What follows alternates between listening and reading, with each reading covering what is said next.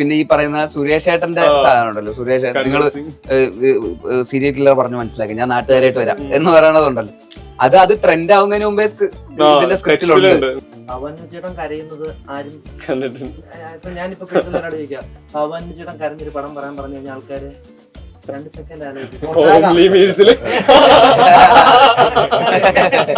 ഞങ്ങൾ ആ കല്ലറ കിടക്കണല്ലോ, അപ്പൊ ഞങ്ങൾ ഇരിക്കും.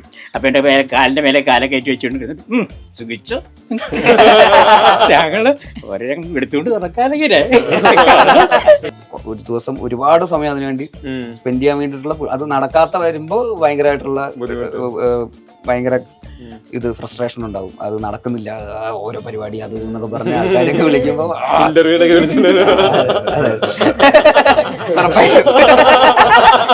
ഈ ഇന്റർവ്യൂ ഉൾപ്പെടെ നാളെ ഒരു ഇന്റർവ്യൂ ഈ 1 more ഒക്കെ പറയുമ്പോഴേക്കേ വീണ്ടും നമ്മൾ ഈ വീണ്ടും എല്ലാരും എടുത്ത് കൊണ്ടുപോയി മറ്റേ ചാക്കുഴീന്റെ അവിടെ കൊണ്ട് നിർത്തി വീണ്ടും അവിടെ എത്തുമ്പോഴേക്കും ആയിരിക്കും അങ്ങനെ എങ്ങനെ നിൽക്കുമ്പോഴേക്കൊക്കെ ആയിരിക്കും ആരെങ്കിലും തെറ്റിക്കുന്നത്. അപ്പോഴാണ് 1 more.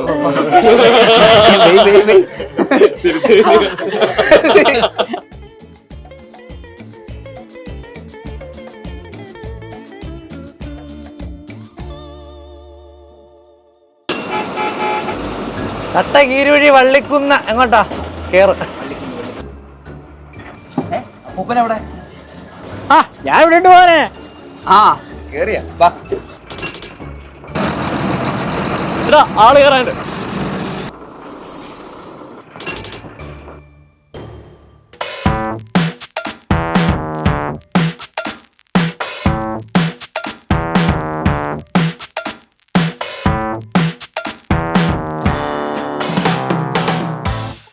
സ്റ്റുഡിയോയിൽ നമുക്കൊപ്പം ടീം മരണമാസ്. വെൽക്കം.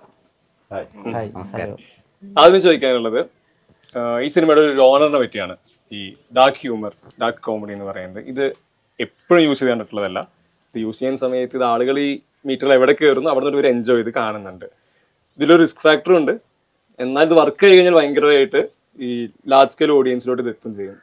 ഈ ജോണർ ചൂസ് ചെയ്യുന്നത് ആദ്യ സിനിമ മരണമാസ് ആവുന്നത് എന്തുകൊണ്ട്? അത് ആദ്യം ഹ്യൂമർ വർക്ക് ചെയ്യണം എന്നുള്ളൊരു ആഗ്രഹം ഉണ്ടായിരുന്നു.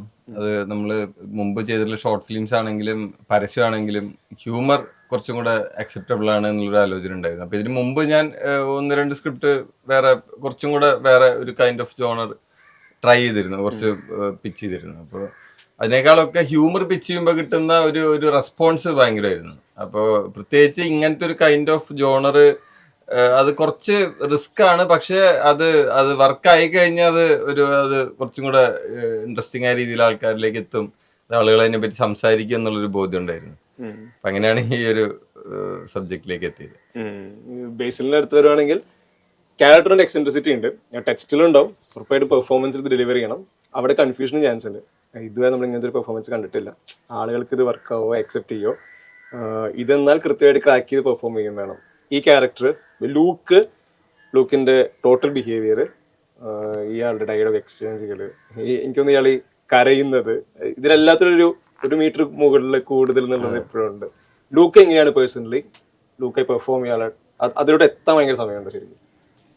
ലൂക്കിന്റെ ഒരു മീറ്റർ കിട്ടാൻ കുറച്ച് ബുദ്ധിമുട്ടായിരുന്നു ആക്ച്വലി. ഈ പറയുന്ന പോലെ ഭയങ്കര ലൗഡാണല്ലോ പുള്ളി.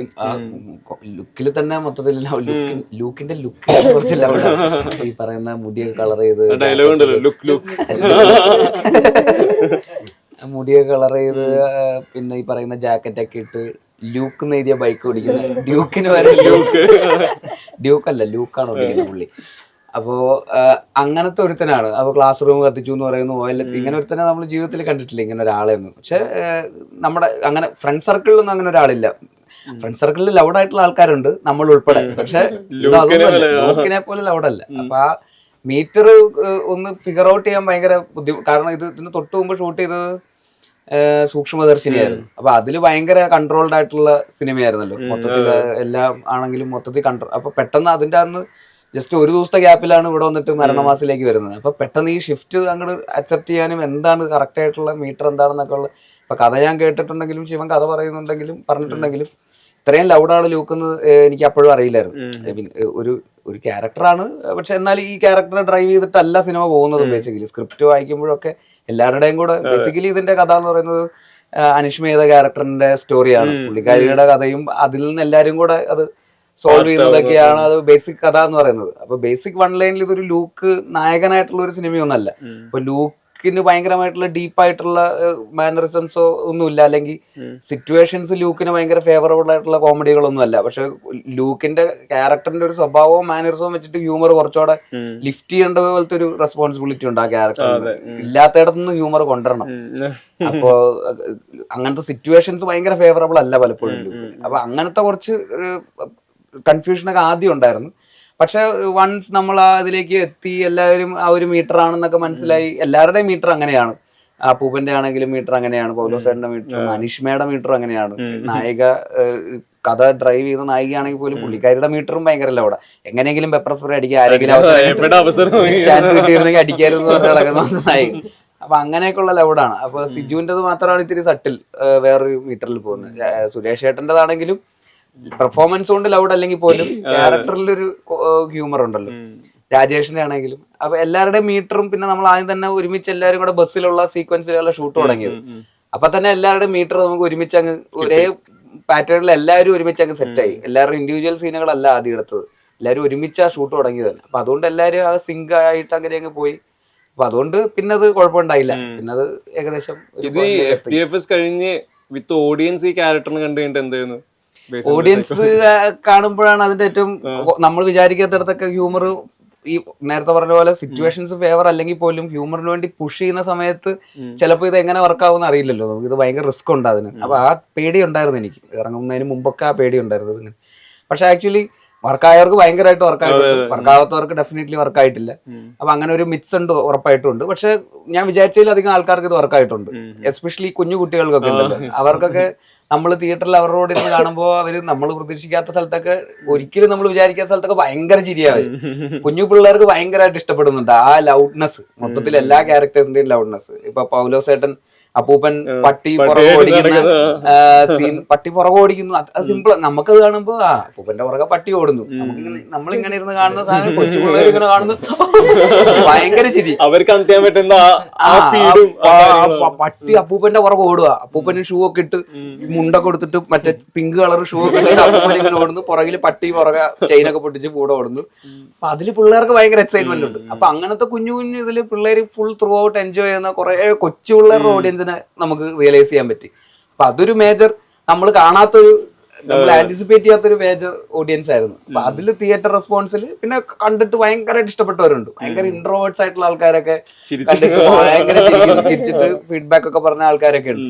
അപ്പൊ അങ്ങനെ നമ്മൾ പ്രതീക്ഷിക്കാത്ത കുറെ ആൾക്കാരൊക്കെ ഭയങ്കരമായിട്ട് ഇഷ്ടപ്പെട്ടവർ. ഈ മീറ്റർനെസ് ഒക്കെ പറയുമ്പോൾ സിജു റൈറ്റർ ആക്ടർ, ഇതിൽ ഈ സിനിമയുടെ ഇതിലുള്ള വരുന്ന ഈ പോപ്പ് കൾച്ചർ റെഫറൻസുകൾ പോലുള്ള സിനിമ റെഫറൻസുകൾ എല്ലാത്തിലും ഓഡിയൻസ് ഇതിൽ എവിടെയൊക്കെ ലിങ്ക്ഡ് ആയിരിക്കണം, കണക്ട് ആയിരിക്കണം. ഇവർക്ക് അറിയുന്ന ഏതോ ഒരു സ്പേസിലാണ് നടക്കുന്നത്. പക്ഷേ നമ്മൾ യൂഷ്വലി ഡെയിലി ലൈഫിൽ കാണുന്ന ആളുകളും അല്ല ഇവര്. ഇതിന്റെ ഒരു ഐഡിയ എഴുത്ത് എങ്ങനെയാണ്? ഇത് ഞാനങ്ങനെ സ്ക്രിപ്റ്റ് റൈറ്റർ ഒന്നും, ഞാൻ ആകെ 30 സെക്കൻഡ് റീല് ചെയ്ത് തുടങ്ങുന്ന ഒരാളാണ്. അപ്പം ഞാൻ എപ്പോഴും പറയാറുണ്ട്, ഞാൻ രോമാഞ്ചത്തിൻ്റെ ഒരു പരിപാടിയൊക്കെ കഴിഞ്ഞിട്ട് ദിവസം നൈറ്റ് ബസ്സിൽ പോയപ്പോഴാണ് ഇതിൻ്റെ ഒരു ബേസിക് സാധനം, ഇങ്ങനെ പരിപാടി. ഞാൻ ഫ്രണ്ട്സിൻ്റെ അടുത്ത് വരുന്ന കഥകളൊക്കെ പറയും, എല്ലാവരും അങ്ങനെ പ്രോത്സാഹിപ്പിക്കാറില്ല, കഥകളൊക്കെ ഇട്ട് കൊള്ളാടാ, പക്ഷെ ഇതിൻ്റെ ബാക്കി ആരും ചോദിക്കാറില്ല. ഞാൻ ശിവചേട്ടനോട് ഒരുമിച്ചൊരു പരസ്യത്തിൽ വർക്ക് ചെയ്തിട്ടുണ്ട്, അതിനകത്ത് ഞാൻ അഭിനയിക്കുന്നുണ്ടായിരുന്നു. ശിവചേട്ടൻ അസോസിയേറ്റ്. അപ്പോൾ ശിവചേട്ടൻ വെച്ച് എന്തെങ്കിലും പരിപാടി എന്തിനാണ് എന്നോട് ചോദിച്ചതെന്ന് എനിക്ക് ഇപ്പോഴും അറിയത്തില്ല. കാരണം ഞാൻ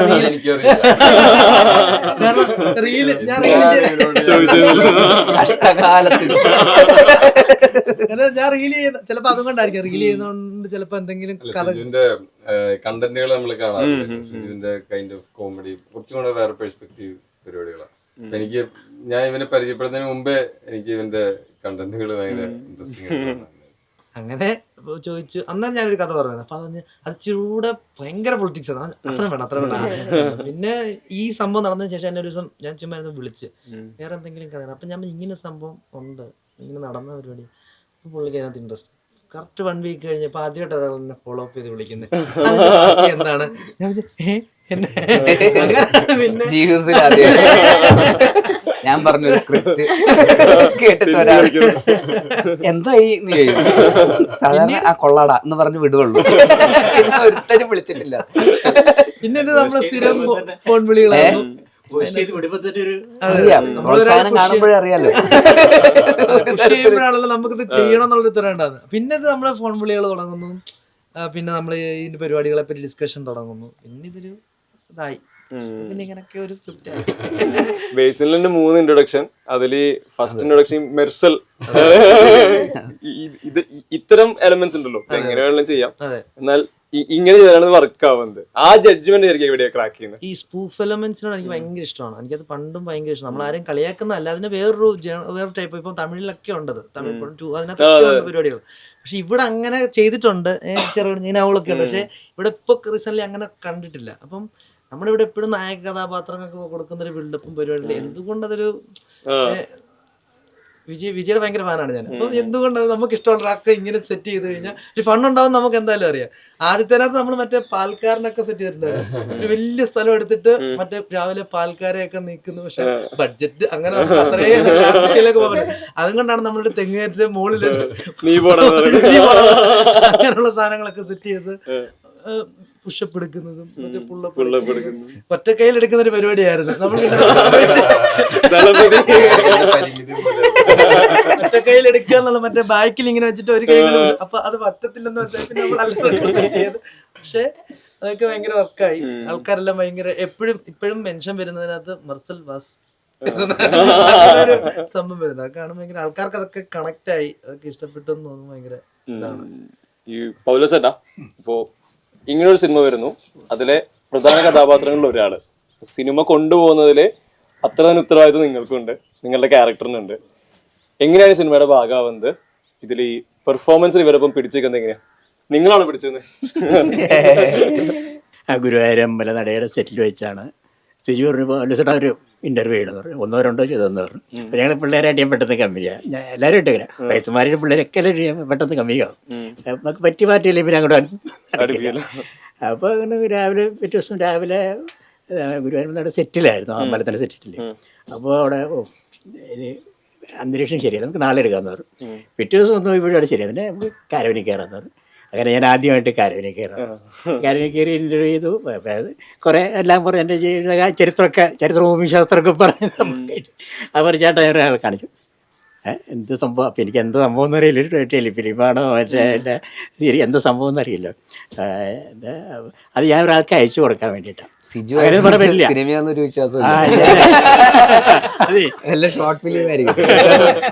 അറിയില്ല വന്നപ്പോഴാണ് ഞാൻ ആദ്യമായിട്ട് കാരവനിൽ കയറുന്നതാണ്. അതുപോലെ തന്നെ ഇന്റർവ്യൂ ചെയ്യുന്നു കാരവനിൽ വെച്ച്. അപ്പൊ അതുകൊണ്ട് നല്ലൊരു വേഷം തന്നെ എന്നൊക്കെ പറഞ്ഞ് പുള്ളിയുടെ ഒരു ചിരിയുണ്ടല്ലോ, അത് പുള്ളി ഒന്നും പറഞ്ഞില്ല, ചിരിച്ചിട്ട് പോയി. പിന്നെ വേറെ 2 പേരോട് വെച്ച് ഇന്റർവ്യൂ ഒക്കെ ചെയ്തു. അപ്പോൾ അതായാലും ആയിരിക്കട്ടെ. പിന്നെ 2 ദിവസം കഴിയുമ്പോഴാണ് നമ്മുടെ വിനു വിളിച്ച് മനസ്സോടെ ഞാൻ അങ്ങനെ ടൂനോ ഫിലിംസിൻ്റെ അസോസിയേറ്റ് ഡയറക്ടറാണ്. അപ്പോൾ ഒരു പടത്തിലേക്ക് വേണ്ടിയിട്ടാണ് ചേട്ടനെ ഇപ്പോഴത്തെ വെക്കുന്ന അയച്ചു കൊടുക്കാൻ പറഞ്ഞു. അങ്ങനെ അയച്ചു കൊടുത്തു. അതിന് വിളിച്ചു പറഞ്ഞു മീശയും മുടി വെട്ടരുത് കേട്ടോ, പുതിയ വർക്ക് വല്ല ആയിട്ടുണ്ടോ? ഇപ്പോൾ വർക്കൊന്നും കൺഫേം ആയിട്ടില്ല. എന്തായാലും വർക്ക് വരാണെങ്കിൽ ഒന്ന് വിളിച്ച് പറഞ്ഞിട്ട് കേട്ടോ. പിന്നെ വീണ്ടും 2-2 ആഴ്ച വീണ്ടും വിളിച്ച് എറണാകുളത്ത് വരാമെന്ന് വെച്ച് വന്ന് അങ്ങനെയാണെങ്കിൽ നിന്ന് അടുത്ത് വെട്ടു. അപ്പോൾ പുള്ളി കഥയെ പറ്റിയൊക്കെ പറഞ്ഞു, സംഭവം ക്യാരക്ടറെ പറ്റിയൊക്കെ പറഞ്ഞു. അപ്പോൾ അത് ഇത്തിരി ഇങ്ങനെ ഫിസിക്കലിയൊക്കെ ഇങ്ങനെ ഇത്തിരി ബുദ്ധിമുട്ടുള്ള സാധനമൊക്കെയാണ്. ഞാൻ പറഞ്ഞു ഫിസിക്കലി ഓക്കെയാണ്. അപ്പോൾ ഞാൻ മരുന്നൊന്നും കഴിക്കാത്ത ഒരാൾ ഇതിനെ പറ്റി ഇതൊക്കെ പറഞ്ഞിട്ടില്ല. പറയും ഇയാളുടെ കണ്ണിൻ്റെ തിമിരത്തിനോ ഓപ്പറേഷൻ ചെയ്യാം. അപ്പോഴാണ് എൻ്റെ എല്ലാ ഈ ടെസ്റ്റ് നടത്തി. അതിന് മുമ്പ് ടെസ്റ്റ് നടത്താറില്ല, ബ്ലഡ് ഗ്രൂപ്പ് പോലും എനിക്ക് ഞാൻ നോക്കാറില്ലായിരുന്നു. അപ്പോൾ ഞാൻ ഫിസിക്കലി ഓക്കെയാണ്. അപ്പോൾ നമുക്ക് പിന്നെ ഒരു സാധനം ചെയ്യാമെന്ന് വെച്ചിട്ടൊരു സീൻ തന്നു, അത് ചെയ്തു. അപ്പോൾ അത് വേറെ ഇതിൽ ചെന്ന് ചെയ്യാമെന്ന് ചോദിച്ചു, അത് കാണിച്ചു കൊടുത്തു. അപ്പോൾ പിന്നെ വീണ്ടും വേറെ സീൻ തന്നിട്ട് ഇതൊന്ന് ചെയ്യാമെന്ന് ചോദിച്ചു, അത് പിടിച്ച് നോക്കാമെന്ന് പറഞ്ഞു, അത് ചെയ്തു. അപ്പോൾ പുള്ളി ഏറ്റവും ബുദ്ധിമുട്ടി അഭിനയിച്ചത് പൗലോസേട്ടനാണ്. ഡെഡ് ബോഡി ആയിട്ട് അത് വേറെ, ജീവിച്ചിരിക്കുമ്പോൾ അഭിനയം വേറെ, ഡെഡ് ബോഡി ആയിട്ട് അഭിനയിക്കാന്ന് പറയുന്നത് എത്ര, കാരണം നമ്മളെല്ലാം എടുത്തുകൊണ്ട് നടക്കണം ഈ സാധനം. അപ്പൊ ഇത് അവിടെ ഇവിടെയൊക്കെ വീഴുന്നു, ചവക്കുഴിയിൽ വീഴുന്നു, മറ്റേ ക്രെയിനിട്ട് വെക്കുന്നു, സ്റ്റണ്ട് മാസ്റ്റർമാരായിട്ട് ലോക്കായി പോകുന്നു. അത് ഡെയിലി ബെൽറ്റ് ഇട്ടിട്ട് മറ്റേ സ്റ്റണ്ട് മാസ്റ്റർമാർ വന്നിട്ട് മറ്റേ നമ്മുടെ എന്താണ് ഹാർനസ് ഇട്ടിട്ട് മറ്റേ ക്രെയിനിലിട്ട് പൊക്കി വലിച്ച് പറിച്ച് അങ്ങനെയൊക്കെയാണ്. മരിച്ച പോലെ കിടക്കുകയും വേണം. ടോർച്ചറായിരുന്നു. എല്ലാ ദിവസവും രാത്രി വന്നിട്ട് കുളിപ്പിക്കുന്നു. 6 മണിക്ക് വൈകുന്നേരം 6 മണിക്ക് വന്നാൽ രാവിലെ 6 മണി വരെ. അപ്പൊ പ്രായത്തിൻ്റെതായിട്ടുള്ള ബുദ്ധിമുട്ടുകൾ, ആരോഗ്യപരമായിട്ടുള്ള ബുദ്ധിമുട്ടുകൾ, പോരാത്തതിന് ഫിസിക്കലി ആയിട്ടുള്ള അബ്യൂസ്. മൃഗങ്ങളെ ഉപദ്രവിക്കുന്നില്ല എന്ന് പറയുന്നത് ഈ സിനിമയിൽ വൃദ്ധന്മാരെ ഉപദ്രവിച്ചിട്ടില്ല. കാട് വെക്കായിരുന്നു. അല്ല, ഈ എടുത്തോണ്ട് പോകുന്നത് ഇതെല്ലാം വരുമ്പോ നമ്മള് മറ്റേ ചന്ദാമാമേല് ജയചേട്ടനെ കൊണ്ടുപോകുന്ന പോലെ പൗലോസേട്ടനെ കൊണ്ട് നടക്കലാണ്. അത് ഇവരൊക്കെ ചോദിച്ചുകൊണ്ട് എടുക്കും. അപ്പൊ ഒരു ദിവസം ഇരുന്ന് പറയാം. അപ്പം ഞങ്ങൾ ആ കല്ലറ കിടക്കണമല്ലോ. അപ്പം ഞങ്ങൾ ഇരിക്കും. അപ്പം എൻ്റെ കാലിൻ്റെ മേലെ കാല കയറ്റി വെച്ചുകൊണ്ട് സുഖിച്ചോ ഞങ്ങൾ ഒരേ എടുത്തുകൊണ്ട് നടക്കാനെങ്ങനെ അങ്ങനെ നമ്മൾ എടുത്തോണ്ട് വന്നു, എവിടെങ്കിലും മുട്ടാതെ കൊണ്ടുവെക്കുന്നു, വീണ്ടും എടുത്തോണ്ട് വന്നു, കാലം വെക്കോ പോലും വേണ്ട. ഈ 1 more ഒക്കെ പറയുമ്പോഴേക്കേ വീണ്ടും നമ്മൾ വീണ്ടും എല്ലാരും കൂടെ പൊക്കിയെടുത്ത് കൊണ്ടുപോയി മറ്റേ ചാക്കുഴീന്റെ അവിടെ കൊണ്ട് നിർത്തി വീണ്ടും അവിടെ എത്തുമ്പോഴേക്കും ആയിരിക്കും അങ്ങനെ എങ്ങനെ നിൽക്കുമ്പോഴേക്കൊക്കെ ആയിരിക്കും ആരെങ്കിലും തെറ്റിക്കുന്നത്. അപ്പോഴാണ് 1 more.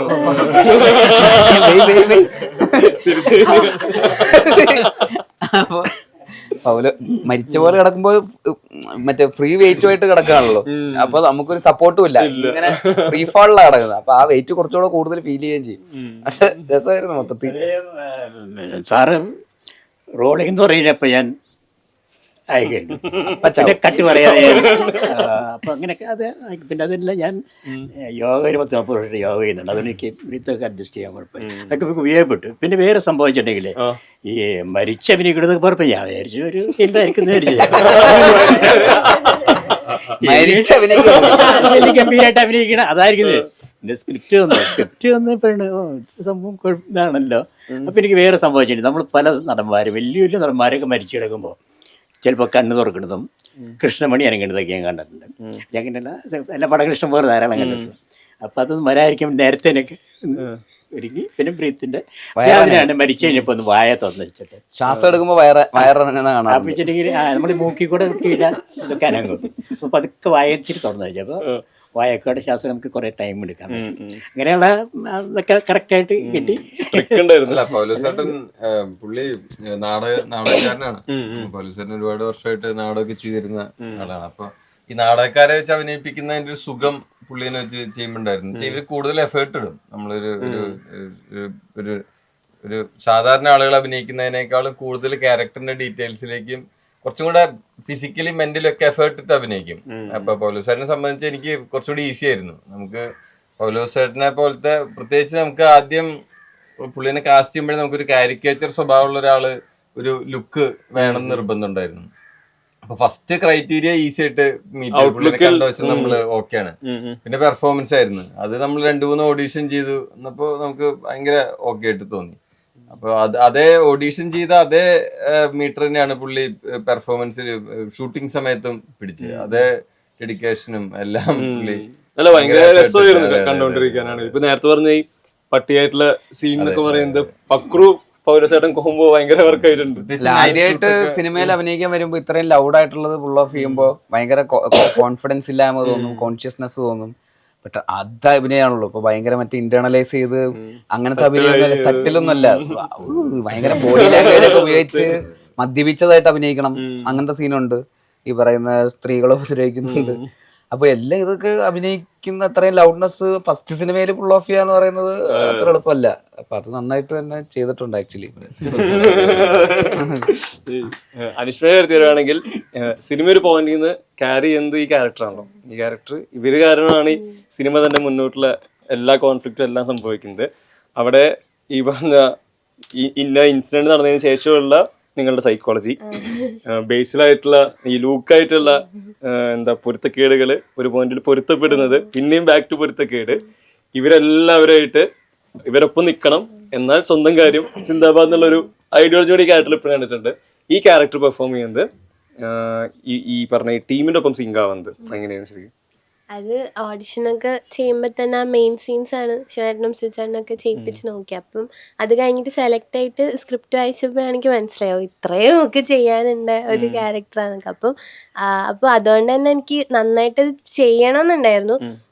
പിന്നെ അതുകൊണ്ട് പിന്നെ ആ മെയിൻ സീൻസ് ഒക്കെ ഒരുപാട് പ്രാവശ്യം ഇവരെന്നെ വിളിച്ച് എന്നെ കൊണ്ട് ചെയ്യിപ്പിച്ചൊക്കെ നോക്കിയിട്ടുണ്ട്. അതുകൊണ്ടും കുറച്ച് എളുപ്പമായിരുന്നു എനിക്കത് ചെയ്യാൻ വേണ്ടിയിട്ട്. പിന്നെ ഞങ്ങൾ ഷൂട്ട് തുടങ്ങി, ബേസിലേട്ടൻ വന്നു, പിന്നെ സുരേഷ് ഏട്ടൻ, സുചേട്ടൻ, രാജേട്ടൻ ഇവരുടെ കൂടെ ഒക്കെ നിൽക്കുമ്പോൾ തന്നെ നമ്മൾ അറിയാണ്ട് ആ മീറ്റർ അങ്ങ് എത്തി കയറിപ്പോവും. കാരണം എല്ലാവരും അങ്ങനെ ഒരു സിംഗിളാണ് ചെയ്യുന്നത്. അപ്പം ബസ്സിലെ സീൻസ് ഒക്കെ തുടങ്ങിയതിന് ശേഷം എല്ലാവരും ഒരുമിച്ചുണ്ട്. അപ്പം എല്ലാവരും ഉള്ള സീൻസ് ആയതുകൊണ്ട് തന്നെ എളുപ്പമായിരുന്നു. എല്ലാവരും ആ മീറ്ററിലായതുകൊണ്ട് നമുക്കും കുറച്ച് എളുപ്പമായിരുന്നു ഇതിലോട്ട് ജെല്ലായിട്ട് വരാൻ വേണ്ടിയിട്ട്. ഈ എല്ലാവരും ഒരുമിച്ചുള്ള കാര്യം പറയുമ്പോൾ എനിക്ക് തോന്നുന്നു സിനിമ അനൗൺസ് ചെയ്യുമ്പോഴാണെങ്കിലും സ്വഭാവത്തേക്ക് പറയുമ്പോൾ സിജു വളരെ കംഫർട്ടബിൾ ആയിട്ടുള്ള മീറ്റർ ആയിട്ട് ഇത് തോന്നിയിട്ടുണ്ട് ഈ എക്സെൻട്രിക്സിറ്റി പരിപാടി. പക്ഷെ എന്നാൽ നേരെ ഏറ്റവും സട്ടിലായിട്ട് മാറി അപ്പുറത്തിരിക്കുന്നത് വേറെ ആരെങ്കിലും തരട്ടെ. നമുക്ക് ഒരു അവസരം കിട്ടുമ്പോൾ അങ്ങനെ ചെയ്ത് കാണിച്ചാൽ നമുക്ക് വേറെ പടത്തില്ല. പിന്നെ ശിവചേട്ടൻ ഓൾറെഡി പറഞ്ഞിട്ടുണ്ടായിരുന്നു പരിപാടിക്കകത്ത് നമുക്ക് ഇച്ചിരി അച്ഛൻ ഇമോഷൻ, അച്ഛൻ പാസമൊക്കെ പിടിച്ച് കരഞ്ഞു മെഴുകി സൈഡിൽ കൂടെ പോകാം, പാവം കൂടി പിടിക്കാന്ന് വിചാരിച്ചു. അതാണ് ഇതിനകത്ത് അത് എഴുതുമ്പോഴും അതിനകത്ത് അങ്ങനെ തന്നെ. ബാക്കി എല്ലാരും മറ്റേ തെറിച്ച് ഇരിക്കുമ്പോൾ ഇയാൾ മാത്രം ഇൻട്രോവേർട്ടായിട്ട് കണ്ടക്ടർ, അങ്ങനത്തെ ഒരു പരിപാടി. ഇൻഡസ്ട്രിയിലെ തന്നെ ഏറ്റവും പ്രധാനപ്പെട്ട ഫെസ്റ്റിവൽ റിലീസുകളുടെ ടൈമിൽ ഒന്നാണ് വിഷു, ഈസ്റ്റർ എന്ന് പറയുന്നത്. അവിടെ മമ്മൂട്ടി പടം, ഈ ഖാലിദ് റഹ്മാൻ പടം വരുന്ന നെസ്ലൻ ടീമുകൾ, ബേസിൽ പടം മരണമാസ്. ഈ അവിടെ ഒരു നിങ്ങൾ ഇൻ ബിറ്റ്വീൻ ഇത് വളരെ ഹെൽത്തി കാണുമ്പോഴും പുറത്ത് ഇതിന്റെ ഒരു കോമ്പറ്റീഷൻ എന്നുള്ളത് എപ്പോഴും എല്ലാ സമയത്തും ആരുടെ പടമാണല്ലോ, മമ്മൂക്കളാരുടെ പടം മുതൽ ഏത് റിലീസുകളിലും കാണാറുണ്ട്, ക്ലാഷ് റിലീസുകൾ. ഈ ബേസിലിന് ഈ ഒരു റിലീസ്, ഫെസ്റ്റിവൽ റിലീസ് സ്പെഷ്യലി, ഇതിന്റെ ഒരു പ്രഷർ, ടെൻഷൻ അങ്ങനെ ഉണ്ടോ? ഇല്ല, അങ്ങനെ പ്രഷറായിട്ട് ഒരു സമയത്തും അങ്ങനെ തോന്നിയിട്ടില്ല. ആക്ച്വലി നമുക്ക് അങ്ങനെ ഒരു സിനിമ ആ സമയത്ത് ഇറങ്ങിയാൽ അത് കൂടുതൽ വിസിബിലിറ്റി കിട്ടും, കുറച്ചുകൂടെ ആൾക്കാർ കൂടുതൽ വരും എന്നുള്ളത് തന്നെയുള്ളൂ. ഇപ്പോൾ ഏത് സമയത്താണെങ്കിലും സിനിമ വന്നത് ആൾക്കാർക്ക് ഇഷ്ടപ്പെടും, അത്രേ ഉള്ളൂ. പ്രൈമറി ഇതാണ്. അല്ലാതെ എപ്പോൾ ഇറക്കുന്നു എന്നുള്ളതിൻ്റെ അപ്പുറത്തേക്ക് ആ സിനിമയ്ക്ക് ബഡ്ജറ്റും അല്ലെങ്കിൽ ആ സിനിമയ്ക്ക് കമേഴ്ഷ്യൽ അപ്പീൽ കൂടുതലുള്ള സിനിമയാണ്, ഫെസ്റ്റിവൽ മൂഡിൽ കാണേണ്ട സിനിമയാണെന്നുണ്ടെങ്കിൽ ഫെസ്റ്റിവൽ സമയത്ത് ഇറങ്ങിയാൽ ഡെഫിനറ്റ്ലി അതിനനുസരിച്ചിട്ടുള്ള റിവാർഡ്സ് കൂടുതലായിരിക്കും. അല്ലാതെ ഇതാര് ജയിക്കുന്നു, അതിന്റെ പ്രഷർ ആര് തൂക്കും എന്നൊരു പേഴ്സണലി എനിക്ക് അതൊരു ഒരു തരത്തിലും കൺസേൺഡ് ആയിട്ടുള്ള ഒരു കാര്യമേ അല്ല. നമ്മൾ നമ്മുടെ ജോലി വൃത്തിയായിട്ട് ചെയ്യുക, അത് ചെയ്ത് നന്നായിട്ടുണ്ടെങ്കിൽ നന്നായി, മോശമായിട്ടുണ്ടെങ്കിൽ അടുത്തതിൽ അത് നന്നാക്കുക, അത്രേ ഉള്ളൂ. അതിന്റെ അപ്പുറത്തേക്ക് വേറെ ഒന്നുമില്ല. അതിപ്പോൾ പൊന്മാൻ പോലത്തെ ഒരു സിനിമയാണ് ഈ സമയത്ത് ഇറങ്ങുന്നതെങ്കിൽ ചിലപ്പോൾ ഫെസ്റ്റിവൽ സിനിമയല്ല അതൊരിക്കലും. അത് പക്ഷേ വേറെ തന്നെ ഒരു സിനിമയാണ്, ഒരു സോളോ റിലീസ് ആവശ്യമുള്ള ഒരു സിനിമയാണ്. അപ്പോൾ സിനിമയ്ക്ക് അനുസരിച്ചിട്ട് അത് ഡിപ്പെൻഡ് ചെയ്യും. പിന്നെ സിനിമ ആൾക്കാർക്ക് എങ്ങനെ ഇഷ്ടപ്പെടുന്നു എന്നനുസരിച്ചിട്ട് അത് മാറും. ഇപ്പോൾ മരണമാസ് ഡെഫിനറ്റ്ലി ഇങ്ങനത്തെ ഒരു ഫെസ്റ്റിവൽ സമയത്ത് ഇറങ്ങിയതിൻ്റെ അഡ്വാൻറ്റേജ് നന്നായിട്ടുണ്ടായിട്ടുണ്ട്. കാരണം പറയുന്ന ഫാമിലിയും വെക്കേഷനൊക്കെ ആയതുകൊണ്ട്, കാരണം നേരത്തെ പറഞ്ഞ പോലെ കുട്ടികൾ ഭയങ്കരമായിട്ട് എൻജോയ് ചെയ്യുന്ന ഒരു സിനിമ ആയതുകൊണ്ട് കുട്ടികളെ കൊണ്ടുവരുന്ന ഫാമിലി എന്നൊക്കെ പറയുന്ന പോലെ അങ്ങനെ ഒരു ക്രൗഡ് ആണ് മോസ്റ്റ്ലി നമ്മൾ എല്ലായിടത്തും കാണുന്നത്. അപ്പോൾ അത് ഭയങ്കരമായിട്ട് ഹെൽപ്പ് ചെയ്തിട്ടുണ്ട്. സ്കൂളുള്ള ഒരു സമയത്താണെങ്കിൽ ചിലപ്പോൾ ഈ ഒരു റിസൾട്ട് ചിലപ്പോൾ ആയിരിക്കില്ല, കുറച്ചുകൂടെ താഴെ ആയിരിക്കും. പക്ഷെ ഫെസ്റ്റിവലിൻ്റെ അഡ്വാൻറ്റേജ് എന്തായാലും ഉണ്ട്, സിനിമയ്ക്ക് നന്നായിട്ടുണ്ട്. ഇതെല്ലാം പറഞ്ഞപ്പോൾ ഈ റെസ്പോൺസിബിലിറ്റി എന്നുള്ളതുണ്ടല്ലോ, ഈ സിനിമകളെ ഷോൾഡർ ചെയ്യുന്ന ഒരു പോയിന്റിൽ പൊന്മാനാവട്ടെ, സൂക്ഷ്മദർശിനി ആവട്ടെ, പ്രാവിൻകൂട് ആവട്ടെ, ആളുകൾ തിയേറ്ററിലേക്ക് വരുന്നതിൽ ബേസ്ഡ് ഒരു ഫാക്ടർ ആവുന്നുണ്ട്. അതിൽ ഉള്ള റെസ്പോൺസിബിലിറ്റി എങ്ങനെയാണ്? ഭയങ്കര ഒരു അത് ഈ പറഞ്ഞ പോലെ അതൊരു സക്സസ് റേറ്റ് കൊടുത്തുകൊണ്ടിരിക്കുക, അങ്ങനത്തെ അതിനുവേണ്ടി തന്നെ കോൺഷ്യസ് ആയിട്ടുള്ള എഫേർട്ടുകൾ ഇടുക, അത്തരം കാര്യങ്ങളുണ്ടോ തലയിൽ ഇപ്പോഴും ഓരോ സിനിമ ചൂസ് ചെയ്യുമ്പോഴും? അതുണ്ട്, തീർച്ചയായിട്ടും ഉണ്ട്. ആ എക്സ്പെക്ടേഷൻ അതാണല്ലോ ആൾക്കാർ തിയേറ്ററിലേക്ക് കൊണ്ടുവരുന്നത്. ആൾക്കാർ ഇവന്റെ സിനിമയാണെങ്കിൽ കാണാം എന്ന് ആൾക്കാരെ തോന്നിപ്പിക്കുക എന്നുള്ളത് തന്നെയാണല്ലോ ഒരു നടൻ എന്നുള്ള രീതിയിൽ ഒരു തിയേറ്ററിലേക്ക് ആൾക്കാരെ കൊണ്ടുവരിക എന്ന് പറയുന്നത്, അട്രാക്ട് ചെയ്യുന്നതിൻ്റെ ഒരു ഏറ്റവും വലിയ ഫാക്ടർ. അപ്പോൾ അത് മെയിൻറ്റെയിൻ ചെയ്യുക, അതിന് വേണ്ടിയിട്ടാണ് മാക്സിമം ജോലി എടുക്കുന്നുണ്ട്. മറ്റേ രാത്രിയും പകലും ഒക്കെ ഇരുന്ന് ജോലി എടുക്കുന്നുണ്ട്, വിശ്രമമില്ലാതെ ജോലി എടുക്കുന്നുണ്ട്. അപ്പോൾ അതിന് ഈ ജോലിയൊക്കെ എടുക്കുന്നത് ഇത് കിട്ടാൻ വേണ്ടിയിട്ടാണ്, ഈ ഒരു എന്താ പറയുക നല്ല സിനിമ ചെയ്യാന്നുള്ളതാണ്. അപ്പോൾ നല്ല സിനിമ ചെയ്തിട്ട് ആൾക്കാർ വന്നാൽ ഹാപ്പി, അത് മോശം സിനിമയായി കഴിഞ്ഞാൽ അടുത്തതിൽ അത് ബെറ്റർ ആക്കുക എന്നുള്ളത് മാത്രമേ ഉള്ളൂ. അപ്പോൾ അത് റെസ്പോൺസിബിലിറ്റിയുടെ ഭാഗമായിട്ട് തന്നെയാണ്, റെസ്പോൺസിബിലിറ്റിയുടെ അഡീഷണൽ പ്രഷർ ആണെന്നുള്ളത് മാത്രമേ ഉള്ളൂ. പക്ഷെ റെസ്പോൺസിബിലിറ്റി കാരണമല്ല ഇത് സിനിമ ലേൺ ചെയ്യുന്നതും അല്ലെങ്കിൽ പഠിക്കുന്നതും ഒന്നും, അത് പ്യുവർലി ഔട്ട് ഓഫ് പാഷനാണ്. അപ്പൊ അതിൽ നിന്നുണ്ടാവുന്ന റിവാർഡാണ് ഈ പറയുന്ന ആൾക്കാർ തിയേറ്ററിലേക്ക് വരുന്നത്, അതൊരു റെസ്പോൺസിബിലിറ്റിയാണ്. അപ്പൊ ഈ റെസ്പോൺസിബിലിറ്റി ഇന്നവേ നമ്മളെ മറ്റതിനെ ബൂസ്റ്റ് ചെയ്തുകൊണ്ടിരിക്കുന്നു, നമ്മളെ വീണ്ടും പുഷ് ചെയ്യുന്നു, വീണ്ടും പഠിക്കൂ, വീണ്ടും ബെറ്റർ ആവൂ, വീണ്ടും നന്നാക്കൂ. ആസ് എ ഡയറക്ടർ അല്ലെങ്കിൽ ആക്ടർ, രണ്ട് രീതിയിലും ആൾക്കാർ നിങ്ങളിൽ നിന്ന് കൂടുതൽ എക്സ്പെക്ട് ചെയ്യുന്നു, കുറച്ചുകൂടെ നന്നാക്കാനുള്ള ഒരു പ്രഷർ വീണ്ടും വീണ്ടും വന്നുകൊണ്ടിരിക്കുന്നു. ഓരോ സിനിമ കഴിയുമ്പോഴും ആ പ്രഷർ കൂടിക്കൊണ്ടിരിക്കുന്നു. ഇപ്പോൾ പൊന്മാൻ കഴിയുമ്പോൾ ആ സിനിമ കഴിഞ്ഞിട്ടുണ്ടാകുന്ന ഒരു ആക്ടർ എന്നുള്ള പ്രൊഫൈലിൽ ഉണ്ടാകുന്ന എക്സ്പെക്ടേഷൻ വേറെ ആയിരിക്കും. അപ്പൊ അതിന് വേണ്ടിയിട്ട് ഇനി എന്താണ് നമ്മൾ ബെറ്റർ ആക്കാൻ എന്താ ശ്രമിക്കേണ്ടത്? ഡയറക്ടർ എന്നുള്ള രീതിയിൽ മിന്നൽ മുരളി കഴിയുമ്പോൾ എന്താണ് അതിൻ്റെ അകത്തുണ്ടാകുന്ന പ്രഷർ? ഈ പ്രഷർ എല്ലാം ഡെഫിനറ്റ്ലി അതിനെ ഭയങ്കര പോസിറ്റീവായിട്ട് അതിനെ കൺസ്ട്രക്റ്റീവായിട്ട് എടുത്തിട്ട് എങ്ങനെ നമ്മുടെ ക്രാഫ്റ്റിൽ ബെറ്റർ ആക്കാൻ വേണ്ടിയിട്ട് നമ്മൾ എത്രമാത്രം പുഷ് ചെയ്യാൻ പറ്റും എന്നുള്ളത് തന്നെയാണ് എൻ്റെ പ്രൈമറി. ബാക്കി എല്ലാം സെക്കൻഡറി ആണ്. സിനിമ എന്ന് പറയുന്ന സിനിമയെ കുറിച്ച് പഠിക്കുക എന്നുള്ളത് തന്നെയാണ് എൻ്റെ ബേസിക് അതിലൊരു നെവർ എൻഡിങ് പഠനം എപ്പോഴും. അതിന് വേണ്ടിയിട്ട് ഭയങ്കര ഹെക്റ്റിക് ആയിട്ടുള്ള പഠനമുണ്ട്, ഭയങ്കരമായിട്ട് പുഷ് ചെയ്തിട്ടുള്ള പഠനം ഉണ്ടാവാറുണ്ട്. അത് ഈ പറയുന്ന ഒരു ദിവസം ഒരുപാട് സമയം അതിനുവേണ്ടി സ്പെൻഡ് ചെയ്യാൻ വേണ്ടിയിട്ടുള്ള, അത് നടക്കാത്ത വരുമ്പോൾ ഭയങ്കരമായിട്ടുള്ള ഭയങ്കര ഇത് ഫ്രസ്ട്രേഷൻ ഉണ്ടാവും. അത് നടക്കുന്നില്ല, ഓരോ പരിപാടി അത് എന്നൊക്കെ പറഞ്ഞ ആൾക്കാരൊക്കെ വിളിക്കുമ്പോൾ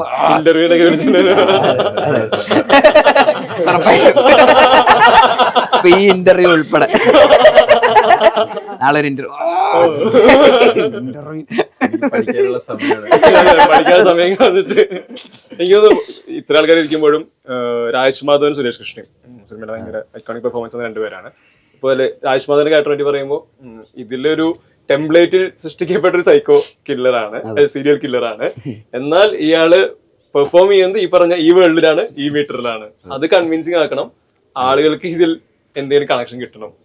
ആ ക്യാരക്ടറിന്റെ എഴുത്ത് രാജ് മാധവനെ കാസ്റ്റ് ചെയ്യുന്നത്, പോസ്റ്റ് റിലീസിൽ അല്ലെങ്കിൽ ഇതിന്റെ ഒരു പോസ്റ്റ് ഷൂട്ടിൽ ഈ പെർഫോമൻസ് വിറ്റ്നസ് ചെയ്യുന്നത് എങ്ങനെയാണ്? നമ്മൾ ഇതിൽ രാജേഷിന്റെ ക്യാരക്ടർ മാത്രമല്ല, എല്ലാവർക്കും ഒരു ക്യാരക്ടറാണ് നമ്മൾ ആദ്യം ഫിക്സ് ചെയ്തിട്ടുണ്ടായിരുന്നത്. എല്ലാവർക്കും ഒരു സോളിഡ് ആയിട്ടുള്ള ഒരു ക്യാരക്ടർ ഫിക്സ് ചെയ്തിട്ട് ആ ക്യാരക്ടറിനെ ഈ കോൺഫ്ലിക്റ്റിലേക്ക് കൊണ്ടുവരിക എന്നുള്ളതാണ് പ്രധാനമായിട്ടും സെറ്റ് ചെയ്തിരുന്നത്. ഇപ്പൊ രാജേഷിന്റെ ക്യാരക്ടർ ഈ പറഞ്ഞ ഒരു സീരിയൽ കില്ലർ ക്യാരക്ടറാണ്. അപ്പൊ അയാൾക്ക് അയാളുടേതായിട്ടുള്ള കോൺഫ്ലിക്റ്റ് ഉണ്ട്. അപ്പൊ അയാള് ആ കോൺഫ്ലിക്റ്റിൽ ആ ക്യാരക്ടർ വെച്ചിട്ട് അയാൾ എങ്ങനെ ഡീൽ ചെയ്യുന്നു, എങ്ങനെ പെരുമാറുന്നു എന്നുള്ള രീതിയിലാണ് ഇതിന്റെ എഴുത്തും നമ്മൾ സെറ്റ് ചെയ്തിരുന്നത്. അപ്പോ രാജേഷിനെ പേഴ്സണലി എനിക്ക് കുറെ കാലമായിട്ട് അറിയുന്നതാണ്, നമ്മുടെ സുഹൃത്താണ്. അപ്പൊ രാജേഷിന് ഈ ഒരു 2 ഷെയ്ഡ് ഉണ്ട് ഈ ക്യാരക്ടറിന്. അപ്പൊ ഇത് രണ്ടും ഇതിന്റെ ഒരു മീറ്റർ പൊട്ടാതെ രാജേഷിനെ കൊണ്ട് പുൾ ഓഫ് ചെയ്യാൻ പറ്റും. നമുക്കൊരു ധാരണ ഉണ്ടായിരുന്നു രാജേഷിനൊരു ആക്ടർ എന്നുള്ള രീതിയിൽ രാജേഷിന്റെ പൊട്ടൻഷ്യൽ നമുക്ക് കൃത്യമായിട്ട് അറിയുന്നതാണ്. അപ്പോ ഫസ്റ്റ് ചോയ്സും രാജേഷ് മാധവനായിരുന്നോ? അതെ, നമ്മുടെ തുടക്ക സമയത്ത് നമ്മള് ആലോചിച്ച കുറച്ച് കാസ്റ്റുകളിലൊന്ന് രാജേഷ്. പിന്നെ രാജേഷിന് ലുക്ക് സെറ്റ് ചെയ്യാന്നുള്ള മാത്രമേ പ്രധാന ടാസ്ക് ഉണ്ടായിരുന്നു. മരണമാസിന് കിട്ടുന്ന ഒരു തിയേറ്ററിക്കൽ റെസ്പോൺസ് കൂടെ ഉണ്ടല്ലോ. ഈ നേരത്തെ പറഞ്ഞ പോലെ വർക്ക് ആവുന്നവർക്ക് ഇത് ഭയങ്കരമായിട്ട് വർക്ക് ആവുന്നു. പലർക്ക് ഇത് എന്താന്ന് കണക്ട് ചെയ്യാൻ ബുദ്ധി മറ്റുള്ളവർക്കാണ് ഇതിന്റെ അല്ലാത്തൊരു തരത്തിലുള്ള റിവ്യൂസ് വരുന്നത്. ഈ സിനിമയ്ക്ക് വരുന്ന റിവ്യൂസ്, അത് പ്രത്യേകിച്ച് മൾട്ടിപ്പിൾ സിനിമകൾ ഒരു സിംഗിൾ ഡേ റിലീസ് ആവുമ്പോഴുള്ളത്, അത് എങ്ങനെ ശരിക്കും സിനിമ എഫക്ട് ചെയ്യുന്നത് നിങ്ങൾക്ക് തോന്നിയിട്ടുള്ളത്? അതിലിപ്പോ ഒരു നെഗറ്റീവ് ആയിരിക്കാം, മിഡ് എന്നാണല്ലോ പറയുന്നത്, മിക്സ്ഡ് അല്ല, മിഡ് ആവാം, പോസിറ്റീവ് ആയിരിക്കാം. ഈ റിവ്യൂസ് പെർട്ടിക്കുലറി ക്ലാഷ് റിലീസ് എന്നൊക്കെ പറയുന്ന പോലെ സിനിമകൾ ഇറങ്ങുമ്പോൾ അതിന്റെ ഒരു റിസൾട്ട് എങ്ങനെ കാണുന്നത് ഈ റിവ്യൂസിന്റെ? ഇല്ല, തീർച്ചയായിട്ടും ആൾക്കാരുടെ റെസ്പോൺസ് ഭയങ്കരമായിട്ട് മാറ്റർ ചെയ്യും. കാരണം സിനിമ എങ്ങനെയുണ്ടെന്ന് അറിഞ്ഞിട്ട് തന്നെയാണല്ലോ ആൾക്കാർ എന്തായാലും പൈസ കൊടുക്കുന്നതല്ലേ. ഇത്രയും പൈസ കൊടുത്തിട്ട് സിനിമയ്ക്ക് പോകുമ്പോൾ അതിൻ്റെതായിട്ടുള്ള റെസ്പോൺസിബിലിറ്റി, ഐ മീൻസ് റിവ്യൂസ് അവർ ഭയങ്കരമായിട്ട് ഫോളോ ചെയ്തിട്ട് തന്നെയാണ്. സോഷ്യൽ മീഡിയ എല്ലാവരും ഉപയോഗിക്കുന്നുണ്ടല്ലോ. അപ്പോൾ നല്ലതാണെങ്കിൽ വാട്സാപ്പ് സ്റ്റാറ്റസുകളായിട്ടും ഇൻസ്റ്റാഗ്രാം സ്റ്റോറികളൊക്കെ ആയിട്ടൊക്കെ, അല്ലാതെ തന്നെ ഇപ്പോൾ യൂട്യൂബിലുള്ള റിവ്യൂസോ അല്ല അങ്ങനത്തെ റിവ്യൂ ഭയങ്കര ഒഫീഷ്യൽ റിവ്യൂസ് അല്ലെങ്കിൽ പോലും ഓർഗാനിക് ആയിട്ടുള്ള റിവ്യൂസ് താഴെ കൂടെ ഉണ്ടാവും. അപ്പോൾ ഇത് എവിടെയെങ്കിലൊക്കെ ഇത് വർക്ക് ആകുമ്പോഴാണ് ആൾക്കാർ തിയേറ്ററിലേക്ക് വരിക. അപ്പോൾ റിവ്യൂസ് എന്ന് പറയുന്നത് ഒരു ഒഫീഷ്യൽ പ്ലാറ്റ്ഫോമുകളിൽ നിന്നുള്ള മാത്രമുള്ള റിവ്യൂസ് മാത്രമായിരിക്കില്ല. ഈ ഓർഗാനിക് ആയിട്ട് അടിയിൽ കൂടെ സംഭവിക്കുന്ന വേർഡ് ഓഫ് മൗത്ത് എന്ന് പറയുന്ന പോലത്തെ കാര്യങ്ങളൊക്കെ ഉണ്ട്. അപ്പൊ ഇതെല്ലാം കൂടെ വരുമ്പോഴാണ് സിനിമ എന്താണ് അതിന്റെ വിജയം എന്നുള്ള രീതിയിലേക്ക് ഡിസൈഡ് ചെയ്യപ്പെടുക. അപ്പൊ എന്തൊക്കെയാണെങ്കിലും ആ സിനിമയുടെ ക്വാളിറ്റി തന്നെയാണ് ഇതിന്റെ വിജയവും പരാജയവും എന്ന് ഡിസൈഡ് ചെയ്യപ്പെടുന്നത്. അത് ഒരു പ്ലാറ്റ്ഫോമിൽ നിന്നും വരുന്നത് കൊണ്ട് മാത്രം അത് ഡിസൈഡ് ചെയ്യപ്പെടില്ല. തീർച്ചയായിട്ടും അത് ഇതിന്റെ എല്ലാത്തിന്റെയും കൂടെ ഒരു ആകത്തുകയാണ്. അപ്പൊ റിവ്യൂസ് തന്നെയാണ് തീർച്ചയായിട്ടും ടോക്ക് ഓഫ് ദി ടൗൺ ആവുന്ന പോയിന്റിലായിരിക്കും ചിലപ്പോൾ ആളുകളിലോട്ട് കൂടുതൽ എത്തുന്നത്. അതെ, വളരെ മോശമാണെങ്കിൽ തീർച്ചയായിട്ടും അത് എവിടെ എത്തില്ല. അത് അത്യാവശ്യം നല്ല അഭിപ്രായമാണ്. കുറെ പേർക്ക് അത് ഇഷ്ടപ്പെടുന്നുണ്ട്, കുറെ പേർക്ക് ഇഷ്ടപ്പെടുന്നില്ല. പക്ഷെ മൊത്തത്തിൽ എന്നാ പിന്നെ ഒന്ന് കണ്ടു നോക്കാം എന്ന് പറയുന്ന ഒരു പോയിന്റ് ഓഫ് വ്യൂ എത്തിക്കഴിഞ്ഞാൽ പിന്നെ അത് അങ്ങനെ അങ്ങ് അതിൽ തന്നെ അങ്ങനെ പിന്നെ പാക്ഡ് തിയേറ്ററിൽ ഇത് വന്ന് ആൾക്കാരിലേക്ക് എത്തുമ്പോഴേക്കും ഇതിന്റെ ഇമ്പാക്ട് വേറെയാ. ഇത് ഒറ്റയ്ക്ക് ഇരുന്ന് കാണുമ്പോൾ ഉണ്ടോ ഇമ്പാക്ട് ആയിരിക്കില്ല. നമ്മളൊരു ക്രൗഡിന്റെ കൂടെ എല്ലാവരും കൂടി ഇരുന്ന് കാണുമ്പോൾ എവിടെന്നോ ഉണ്ടായിരുന്ന കൂട്ടച്ചിരികളൊക്കെ നമ്മളെയും ഇൻഫ്ലുവൻസ് ചെയ്യും. നമ്മുടെ അപ്പുറം ഇപ്പുറം ഇരിക്കുന്ന ആളിരുന്ന് ചിരിക്കുന്നു, എനിക്ക് പക്ഷെ എന്തോ തമാശ ഉണ്ടോ അങ്ങനെ ഒരു സൈക്കോളജി ഉണ്ടല്ലോ ഇതിന്റെ അകത്ത്, ഒരു കമ്മ്യൂണിറ്റി വാച്ചിന്റെ. തീർച്ചയായിട്ടും വൺസ് ഒരു അഭിപ്രായം വന്ന ആൾക്കാർ മെല്ലെ മെല്ലെ തിയേറ്ററുകൾ ഫുൾ ആകുന്നു എന്ന് പറയുന്ന ഒരു പോയിന്റിലേക്ക് എത്തി തുടങ്ങിക്കഴിഞ്ഞ് കിട്ടിക്കഴിഞ്ഞാൽ പിന്നെ അത് അതിൻ്റെതായ രീതിയിൽ അതങ്ങ് കയറി പോകും. അപ്പൊ തീർച്ചയായിട്ടും റിവ്യൂസ് ഡിപ്പെൻഡന്റ് ആണ്. പക്ഷെ റിവ്യൂസ് മാത്രം ഒഫീഷ്യൽ റിവ്യൂസ് മാത്രം ഡിപ്പെൻഡന്റ് അല്ല, അത് എല്ലാവരുടെയും ഒരാകത്തുകയിലാണ് പോകുന്നത് ബേസിക്കലി. ഇതിന്റെ എഴുത്തിൽ എനിക്ക് ഭയങ്കര രസം തോന്നിയത് ഈവൻസ് ആണല്ലോ ബാക്ക് ടു ബാക്ക് വരുന്നത്. ഇതിനിപ്പോ നമുക്കൊരു ഇന്ന റെഫറൻസ് എടുത്ത് ചെയ്യാനും പറ്റത്തില്ല, ഓൾറെഡി എസ്റ്റാബ്ലിഷ്ഡ് ഒരു റെഫറൻസ് ചെയ്യുന്നത്. ഈവൻസ് ഫ്രഷ് ആയിരിക്കണം, അല്ലെങ്കിൽ ഈവൻ ദോ ഇതൊരു ടിപ്പിക്കൽ ഈവന്റ് ആണെങ്കിൽ കൂടി അവിടെ നടക്കുന്ന ഇവരുടെ ഹാപ്പനിങ്സിൽ എന്തെങ്കിലും ഫ്രഷ്നെസ് വേണം. ഇതിലെല്ലാത്തിലും മൊമെന്റുകൾ ഉണ്ടാവണം തിയേറ്ററിൽ കണ്ടുകൊണ്ടിരിക്കുമ്പോൾ. ഓരോ ഈവന്റ് എഴുതുന്നത് ഈ ഈവന്റ് കണ്ടിന്യൂറ്റി പിടിക്കുന്നത് എങ്ങനെയായിരുന്നു? എല്ലാവരും ഞങ്ങളുടെ ടീമേ അങ്ങനെയാണ്. എങ്ങനെ ഇതിനെ അങ്ങനെ അത്രയും ഹൈപ്പർ ആക്കാമെന്നാണ് ചിന്തിക്കുന്നത്. പിന്നെ നമുക്കിത് കുറയ്ക്കാമല്ലോ. മാക്സിമം ഇങ്ങനെ ഇതൊന്നും അല്ല, ഇതിന്റെ ആദ്യത്തെ സാധനമൊക്കെ ഒത്തിരി കാര്യങ്ങൾ നമ്മൾ ആഡ് ചെയ്തിട്ടുണ്ടായിരുന്നു. നല്ലതും കട്ട് ചെയ്ത് ദൂരക്കളത് അതൊക്കെ വെച്ച് കഴിഞ്ഞാൽ ഭയങ്കര പ്രശ്നമാണ്. അപ്പൊ അത്രയും നമ്മൾ കൊടുത്തിട്ടാണ് എല്ലാരും. നമ്മുടെ ഇപ്പൊ ആർട്ടി വരുന്നവര് ഇത് വായിച്ചിട്ട് ഇവിടെ ഇങ്ങനെ സാധനം ആർട്ടാറ് മാനോ പറയും, ഇവിടെ ഇങ്ങനെ സാധനം വെച്ചേക്കൊള്ളായിരുന്നു. ഇപ്പൊ ധീരജ് വന്നിട്ട് ഇവിടെ ഇങ്ങനെ എല്ലാ ഓരോ സീൻ എടുക്കുമ്പോഴും നമ്മള് ഇപ്പം സീരിയൽ കില്ലറിനെ പ്രസന്റ് ചെയ്യുമ്പോൾ നമ്മള് പുലിമുരുകന്റെ റെഫറൻസ് ആണ്. അപ്പം നമ്മൾ അങ്ങനെയാണ് ചിന്തിക്കുന്നത്. നോർമൽ ചിന്തിക്കാതെ ഇതിന്റെ അപ്പുറത്തേക്ക് ചിന്തിക്കാന്ന് പറയും. ഇങ്ങനെ നിന്ന് കഴിഞ്ഞാൽ അത് നോർമൽ ആവില്ല, അത് വേണ്ട, നമുക്ക് അപ്പുറത്തേക്ക്. പവൻ ചേട്ടൻ കരയുന്നത് ആരും ഇപ്പൊ ഞാനിപ്പോ പേഴ്സണലായിട്ട് ചോദിക്കാം, പവൻ ചേട്ടൻ കരഞ്ഞൊരു പടം പറയാൻ പറഞ്ഞു കഴിഞ്ഞാൽ ആൾക്കാര് 2 സെക്കൻഡ് ആലോചിക്കും. അപ്പം അങ്ങനെ കൺഫ്യൂഷൻ ഉണ്ടല്ലോ, ചിലപ്പോ ഉണ്ടാകാം, ചിലപ്പോ നമുക്ക് അത്ര. അപ്പൊ അങ്ങനെ ഒരു ക്യാരക്ടർ അജയ് രാമേന്ദ്രൻ ചെയ്യുമ്പം അയാള് കരയുമ്പം അതാണ് ഓഡിയൻസ്. അങ്ങനെയാണ് ഇതിന്റെ പല പരിപാടികളും നമ്മൾ ഇതില് ബേസിൽ ഫസ്റ്റ് പോലീസ് സ്റ്റേഷൻ സീനിൽ ഒരു മാനേഴ്സ് ഉണ്ടായല്ലോ, ഇങ്ങനെ പിടിച്ചിട്ട് ഇങ്ങനെ പറയും, എന്തൊരു പോയിന്റ് പറയുന്നതാണ്.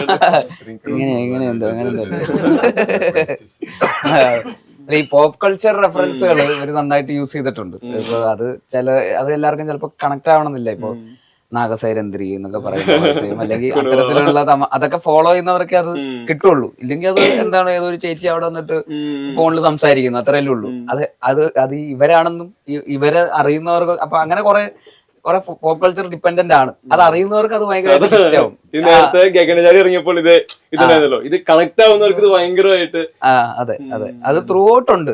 അത് മോർ ദാൻ ഒരു ടെക്നിക്കലി ഭയങ്കരമായിട്ട് എഴുതപ്പെട്ടിട്ടുള്ള സ്ക്രിപ്റ്റ് എന്നുള്ളതിന്റെ അപ്പുറത്തേക്ക് ഇതാണ് ഈ സിനിമയുടെ USP. ഇത്തരത്തിലുള്ള പോപ്പ് കൾച്ചറും അതാണ് സിജുവിന്റെ സ്ട്രെങ്ത്തും. സിജു നേരത്തെ പറഞ്ഞ പോലെ ആദ്യമായിട്ട് എഴുതുന്ന സ്ക്രിപ്റ്റിന്റേതായിട്ടുള്ള അതിൻ്റെതായിട്ടുള്ള പരിമിതികളുണ്ട് സ്ക്രിപ്റ്റിന് തീർച്ചയായിട്ടും ഒരു ടെക്നിക്കാലിറ്റിയിൽ നോക്കുമ്പോൾ. പക്ഷെ അല്ലാതെ സിജുവിൻ്റെതായിട്ടുള്ള സ്ട്രെങ്ത് നന്നായിട്ട് യൂസ് ചെയ്തിട്ടുണ്ട് ആസ് എ റൈറ്റർ. ഇത്തരത്തിലുള്ള പോപ്പ് കൾച്ചറുകളും ഇതുവരത്തുള്ള പാരഡികളും ഒരു സറ്റയർ ഉണ്ടല്ലോ മൊത്തത്തിൽ. സിജുവിന്റെ ഓൺലൈനിലുള്ള കണ്ടന്റുകൾക്കൊക്കെ അത്തരത്തിലുള്ള സറ്റയറിന്റേതായിട്ടുള്ള ഒരു സ്വഭാവമുണ്ട്. അതൊക്കെ നന്നായിട്ട് യൂസ് ചെയ്തിട്ടുണ്ട്. ശിവനും അങ്ങനത്തെ ഒരു സറ്റയറിന്റേതായിട്ടുള്ള ഒരു സ്വഭാവമുണ്ട് മൊത്തത്തിൽ. ആളുടെ ഷോർട്ട് ഫിലിംസിലാണെങ്കിലും ആഡുകൾക്കൊക്കെ ആണെങ്കിൽ അത്തരത്തിലുള്ള ഒരു ലൗഡ്നെസ് ഉണ്ട് മൊത്തത്തിൽ. പിന്നെ ശിവന്റെ റിയൽ ലൈഫിലാണെങ്കിലും എല്ലാത്തിനും അങ്ങനെ ഇച്ചിരി സറ്ററിക്കലായിട്ട് കാണുന്നതാണ്. അപ്പൊ അവർ രണ്ടുപേരുടെയും കോമ്പിനേഷനും കൂടെ വന്നപ്പോ അത്തരത്തിൽ അതെല്ലാം അതാണ് ഈ സിനിമയുടെ സ്ട്രെങ്ത് മോർ ദാൻ ഒരു ടെക്നിക്കാലിറ്റി എന്നുള്ളതിന്റെ അപ്പുറത്ത്. അതിലാണ് ഈ സിനിമ വർക്കാവുന്നതും കൊച്ചുകുട്ടികൾക്കും അല്ലെങ്കിൽ ഈ റെഫറൻസുകൾ വർക്കാവുന്ന ആൾക്കാർക്കൊക്കെ ഇത് വർക്കാവുന്നത് ആ പോയിന്റിലാണ്. അവിടെയാണ് ഇത് രണ്ടും ഒരുമിക്കുന്നത്. അപ്പൊ അതാണ് ഈ സിനിമയുടെ USP എന്ന് എനിക്ക് തോന്നുന്നു, സക്സസ് ഫാക്ടർ. സിനിമയുടെ പ്രൊമോഷണൽ ടൈമില് ഈ 2K കിഡ്സ് പറഞ്ഞ ടേമില് പിള്ളേരെ ഭയങ്കര ടാർഗറ്റ് ചെയ്യുന്നത് ഇവർ പ്രശ്നക്കാരാന്ന് പറഞ്ഞ് കൊടുങ്കുത്തി ചർച്ചകൾ നടക്കുമ്പോഴാണ് മറ്റേ ബേസിന്റെ വീഡിയോ ഇറക്കി വരുന്നത്, മറ്റേ സ്റ്റാഫ് റൂം കത്തിച്ച കഥകളൊക്കെ. ഒരു സിനിമ നമ്മൾ ക്രിയേറ്റ് ചെയ്യുന്നു, ഇത് ഡെലിവർ ചെയ്യണം, അത് എപ്പോ ഡെലിവർ ചെയ്യണം, ആളുകളെ ഹിറ്റ് ചെയ്യണം, ആ ടൈമിൽ ഇത് ഇറക്കാന്നുള്ളത് ഇതിന്റെ ഒരു പ്ലാൻ, ഈ ഡിസിഷൻ മേക്കിംഗ് എങ്ങനെയാ ശരിക്കും? അല്ല, നമ്മള് ആദ്യം ഒരു ടീസർ ഇറക്കണോ അല്ലെങ്കിൽ ട്രെയിലർ മാത്രം മതിയോ എന്നൊക്കെ പറയുന്ന ഒരു ആലോചന ഉണ്ടായിരുന്നു. അപ്പൊ ആ സമയത്താണ് നമ്മള് പെട്ടെന്ന് നമ്മുടെ ഒരു മ്യൂസിക് ഡയറക്ടർ വിളിച്ചു പറഞ്ഞു, എടാ നമ്മുടെ പടത്തിലുള്ള പല കാര്യങ്ങളും ഇപ്പൊ ചാനലിൽ നടക്കുന്നു, പിന്നെ അത് നമുക്കൊരു ടീച്ചറായിട്ട് അങ്ങനെയാണ് അത് ടീച്ചറായിട്ട് നമുക്ക് ടീച്ചർ ചെയ്യാം എന്നുള്ള ആലോചനയിലേക്ക് എത്തിയത്. അത് പെട്ടെന്ന് തന്നെയുള്ളൊരു ഡിസിഷൻ ആയിരുന്നു. അപ്പൊ തന്നെ എക്സിക്യൂട്ട് ചെയ്തു വിത്തിൻ 2-3 ഡേയ്സിൽ അത് ടീച്ചർ സോഷ്യൽ മീഡിയയിലെ ഒരു വേവിനെ കുറിച്ച് ഇവർക്കുള്ള അവബോധം ഒരു പടി മുമ്പിലാണെന്നുള്ളത് കൊണ്ടാണ് ഇതെല്ലാം നേരത്തെ സംഭവിച്ചത്. പൂക്കി ഇതെല്ലാം പിന്നെ ഈ പറയുന്ന സുരേഷ് ഏട്ടന്റെ സാധനം ഉണ്ടല്ലോ, സുരേഷ് ഏട്ടൻ നിങ്ങൾ സീരിയൽ കില്ലർ പറഞ്ഞു മനസ്സിലാക്കി, ഞാൻ നാട്ടുകാരായിട്ട് വരാം എന്ന് പറയണതുണ്ടല്ലോ, അത് ട്രെൻഡ് ആവുന്നതിന് മുമ്പേ ഇതിന്റെ സ്ക്രിപ്റ്റിലുണ്ട്. അപ്പൊ അത് ഇതിന്റെ ഷൂട്ടിങ്ങിന്റെ ഇടയിലാണ് ഇത് ട്രെൻഡ് ആവുന്നത്. പക്ഷെ അല്ലാതെ തന്നെ ഇതിന്റെ അകത്തുണ്ട്. ആ സമയത്ത് ഈ ക്രിസ്ത്യൻ ബ്രദേഴ്സിലെ ആ സീൻ ചെറിയ ഒരു കൂട്ടം ആൾക്കാരുടെ ഇടയിൽ മാത്രമേ അത് ചർച്ചയായിട്ടുള്ളൂ. ഭയങ്കര മെയിൻ സ്ട്രീം ആയിട്ട് അതങ്ങ് അതെ ബ്ലാസ്റ്റ് ചെയ്തിട്ടില്ല. അത് സംഭവിക്കുന്നു ഷൂട്ടിന്റെ ഇടയിലാണ്. അവിടെയാണ് സുരേഷ് ഏട്ടൻ മറ്റേ ഇൻസ്റ്റയിലൊക്കെ വൈറലായി മാറുന്നത്. 100K ഫോളോവേഴ്സ് 150K ഫോളോവേഴ്സ് ഒക്കെ അടിക്കുന്നത് ഷൂട്ടിന്റെ ഇടയിലാണ്. അപ്പൊ ആ റെഫറൻസ് നേരത്തെ ഒരു പിക്ക് ചെയ്തിരുന്നു. സ്ക്രിപ്റ്റ് വായിച്ചിട്ട് ചോദിച്ചിട്ടുണ്ട്, ഈ ഡയലോഗ് എന്തിനാ ഡയലോഗ് എന്റെ ഡയലോഗ് ഏത് പടം ചേട്ടൻ ഇങ്ങനെ സാധനം പറഞ്ഞു, അതുകൊണ്ട് അതിലിപ്പോ എന്താ എത്ര കോമഡി. അപ്പൊ അത് ഇവര് ഒരു പടി മുമ്പിലായത് കൊണ്ടാണ് ഇത്തരത്തിലുള്ള കാര്യങ്ങളൊക്കെ അങ്ങനെ സംഭവിച്ചു. ഇപ്പൊ ഈ സ്കൂള് കത്തിച്ചു എന്നൊക്കെ പറയുന്ന കാര്യങ്ങളൊക്കെ അതുമായിട്ട് ആ സമയത്ത്, കാരണം ഇതൊരിക്കലും നമ്മൾ അന്നേരം ഷൂട്ട് ചെയ്തതല്ല, ഒരു 6 മാസം മുമ്പ് ഷൂട്ട് ചെയ്തതാണ് ഇതൊക്കെ. പക്ഷെ കറക്റ്റ് ഒരു മുമ്പിലായതുകൊണ്ടാണ് ഇതെല്ലാം വെൽ പ്ലേസ്ഡ് ആയിട്ട് സംഭവിക്കുന്നത്. നമ്മളതിനകത്ത് ഡബിനകത്തും അങ്ങനെ പിടിച്ചിട്ടുണ്ട്. ഇവൻ ജോമോൻ ജയിച്ചേട്ടന്റെ കവള നീ ഞങ്ങളുടെ പൊൻ മോനാണ്.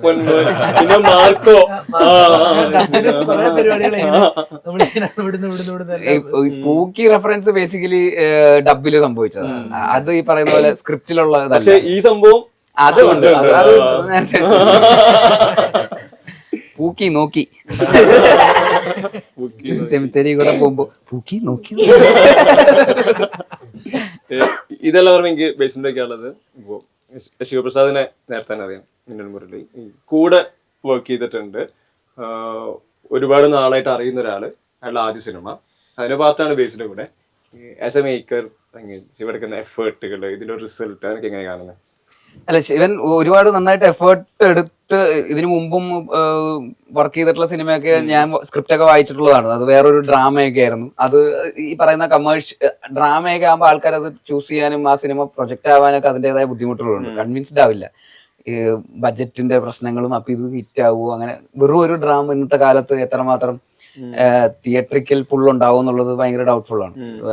അപ്പൊ അങ്ങനെയൊക്കെ ആയിട്ട് ആ സിനിമ അങ്ങോട്ട് മുമ്പോട്ട് പോയില്ല.